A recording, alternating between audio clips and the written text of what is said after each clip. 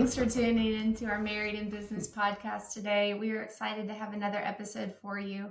Today, we're going to be talking about a phrase Kyle doesn't like, spending money to make money, and also about how to prepare and diversify so if you lose your only customer, you're not in a bad place. Mm-hmm. So just to kick things off, Kyle doesn't like that phrase, spending money to make money. No, it implies that all you have to do is spend money to make money. Like there was some person I knew that always bought lottery tickets. And we all know that buying the lottery, it's a crapshoot. You might win, you might not. Most likely you're not going to win. You only need one ticket to win, though. That's true, but they always said meant to be. That person always said you got to spend money to make money, and I was like, well, for that $100 scratch off you just won, how many hundreds did you spend to get to that point, right? So because you spend money doesn't mean you make money, right? So that's what we're going to talk about: spending money on the right things. Because if you just spend money to spend money, you're not going to probably make money. So making sure you have the right things in place, that you're spending money on the right things. Yeah. For us, we have a trucking company. Let's say we want a big contract. You need 30 trucks. You need probably 35 drivers. Probably need like at least 30 trailers. So we've had to get equipment over the years so we can service those demands of bigger customers. Yeah, and it kind of goes back to what we talked about in another episode of, having a plan in place for growth, having a plan in place for success.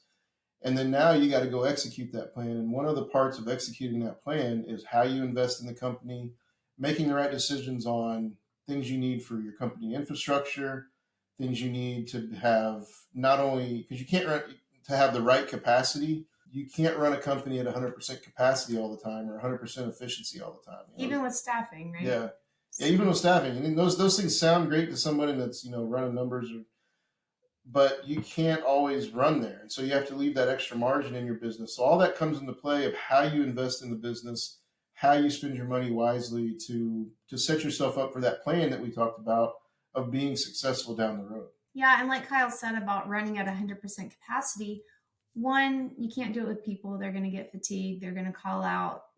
As a business owner, we can't call out, right? We're going to be there no matter what. But when you have employees, they're not going to have that passion, their whole livelihood.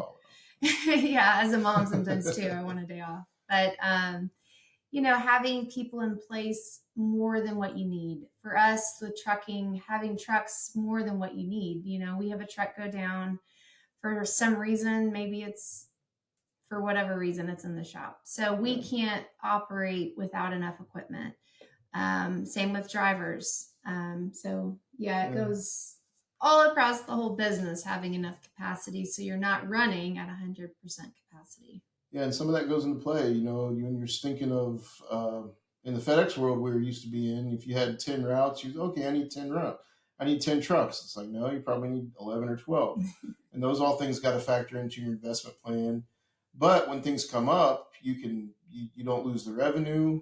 You don't lose, you may not lose your employees. You don't lose your customers and your reputation that comes with that. So you got to be very careful how you spend your money and understand just your plan of how you want to operate and what, basically what's needed to execute that plan. I know for a while there, I was buying equipment or leasing equipment and Jen's like, what are we doing?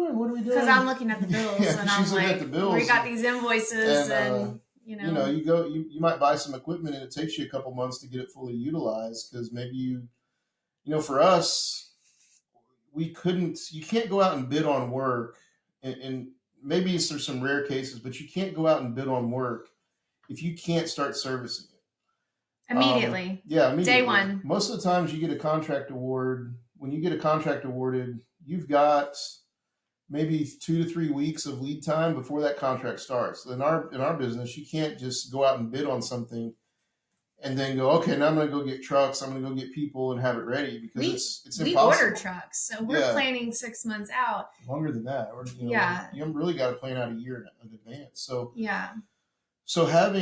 got to make some calculated decisions on, again, where you want your company to be, and then what kind of customers can you go get.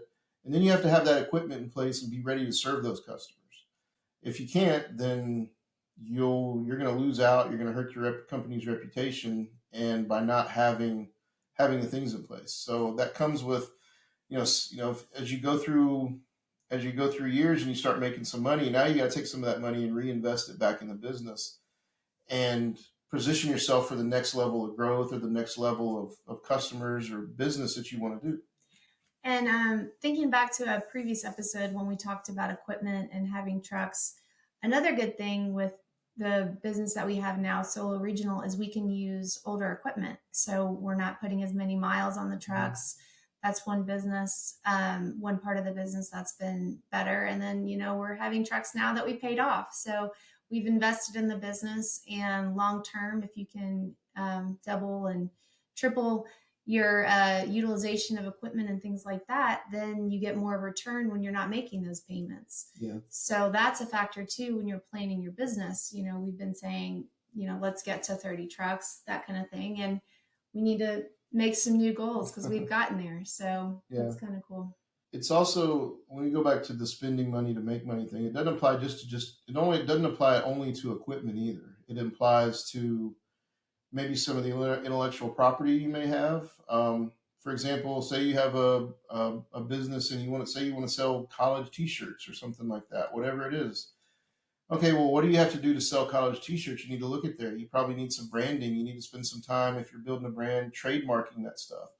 Some of these things that are not cheap to be successful. Some of the other things that you might have to have as well, accounting systems, software, or back off, or people to help you handle a lot of the back office things so you can actually focus on the business. Those are all the things that you got to invest wisely in.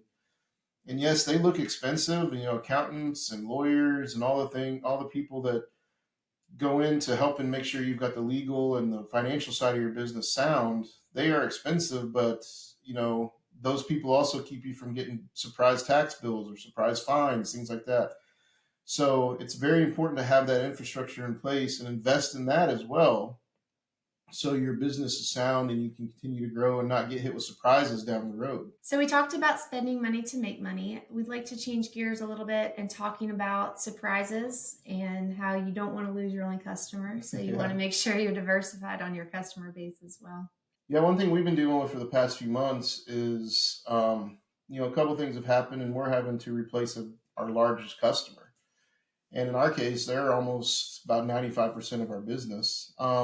In the end, this is going to be a good thing for us, I believe, because, we had this one customer that was, say who it was. that fit in well with what we were doing. It was easy to manage, and there wasn't really any motivation for me to just change operations when we had something that worked well. It worked, I could focus on other things, but in the end, when this happened and we were forced with losing the customer, we now had to replace that revenue. And so as we started going into that process, all the things we've been talking about previously about having things in place for your business, investing in infrastructure, investing in different things, investing in people to have your business sound, those all things made this transition possible to new customers. And so now we're in the process now of onboarding about 4 other new customers. That's going to replace the revenue we've lost with our biggest customer. But it turned out to be a good thing because, one, now the market's turning in our industry. The market's turning, and we have trucking. It's getting better. Trucking is getting. There's a light at the end of the tunnel. We're getting there, guys. The end of the tunnel may still be way out there, but it's not a train coming through it. But we're not seeing.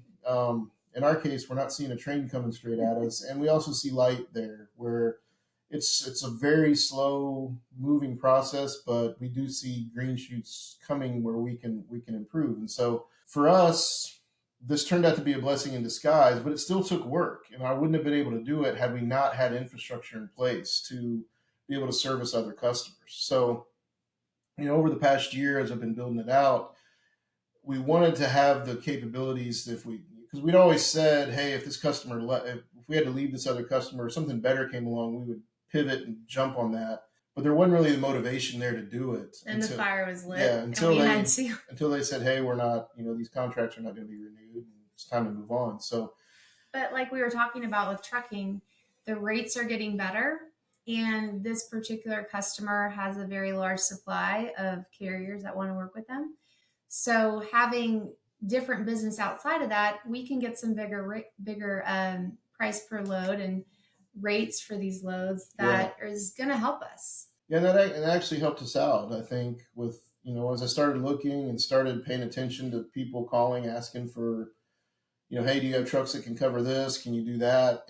We started having to grow those relationships. And again, some of the relationships I've been working on now for the past few months, but they didn't just start out as like, oh, you're working with this customer, great, we're going to go ahead and give you that much business now. It didn't happen. We still have to go out and develop those relationships with these other customers, show that we can do the work, show that you can do what they're asking you to do. But then as you do that, we've already had some that have said, hey, you guys do a great job. Yeah, they're giving us more. You're giving you more work. Here's more lanes. Here's more things to do. But you have to build up to that. And so what I would say is when we first got word, and this probably happened to us back in July, we're filming this now in October, it was almost devastating to me. Like I was mad. It was like, man, what are we going to do? I built this up. It's been a tough year already. What are we going to do? But then, we did a few things to buy ourselves some time, and we were able to do that. And this kind of turned out to be a blessing in disguise, but it wasn't easy. We were able to, get to work, rolled up my sleeves, and started finding new customers. And it turned out we found things that were better. And so I think that's another key lesson is one, try not to, especially a business like ours or any business, don't limit yourself to just a small amount of customers. Try to get it as broad as you can, diversified as you can. And then also don't be afraid to look for new stuff because there might be something out there. Things change all the time. The markets are always changing. Yes. And things evolve quickly now, especially as a small business, and you have the ability to pivot. And if you'd asked me back earlier this year, man, what would you do? I was like, man, no, that would kill our company. It'd be devastating. We talked about, but it's possible, and we've been able to do it and show that. And are there still going to be bumps in the road? Yeah, anytime you do something new, there's going to be bumps. There's going to be things you got to learn. There's things you got to figure out. But in the long run, we now have things that are longer term contracts, things in place that wouldn't have been open had we not. That's a little better schedule. Yeah, and things that just wouldn't have worked out the way they did had we not been forced to make this decision. So just a couple of things to look at. Jen had one thing that she wanted to add. Yeah, and the other thing is we've been in trucking together since 2015, and this is basically marks the second major pivot we've had to do. And sometimes you put it off and, you may not want to do it, but then things happen and you're like, I don't really have a choice. I have to pivot. And that's happened to us now 2 or 3 times. I think another time it happened, we were dealing with trucks and we had to make the decision we needed to start getting new trucks and, you save money, but that's kind of a different thing. But, sometimes when you pivot, you almost wait until it's too late. So trying to see ahead and see, hey, this is coming. This needs to start changing because as Kyle said, it takes time to change a whole business model. Yeah. But hey, things can be done in a relatively short amount of time. But again, like we've just said, you got to have the infrastructure in place. You got to have the people, the equipment, whatever it is for your business to make a pivot like that. You have to have that in place and understanding your customers, understanding the markets to who you can serve. And then it comes down to building those relationships and then executing on those agreements and building trust in your company to provide services to people. So a lot of things to think about today.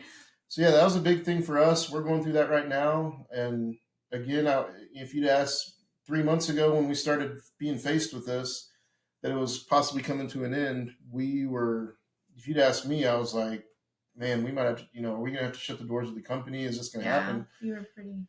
But it turns out, no, you can do it and you can do it fairly quick, but you got to have the other things in place as a company. So you got to put the work in and roll up your sleeves, which look at you, sleeves rolled up. Sleeves are already rolled up.